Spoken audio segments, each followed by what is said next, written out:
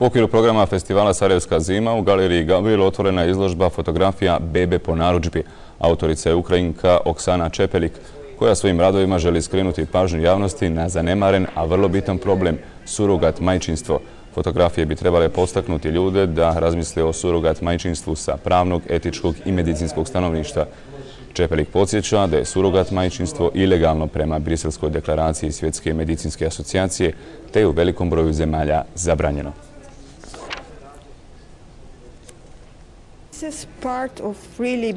Ovaj projekat ne nudi upute ili propise kako se treba ponašati. Ja jednostavno postavljam pitanje, da li žene trebaju biti tretirane kao inkubatori? Jer u nekim zemljama ženama se plaća da rode djecu drugim porodicama i to onda već zaista treba gledati i sa moralne strane. Moramo se zapitati da li je majka sa djetetom vezana samo pupčanom vrpcom ili tu ipak postoje i emocionalne veze. Morali bismo svi o tome duboko razmisliti.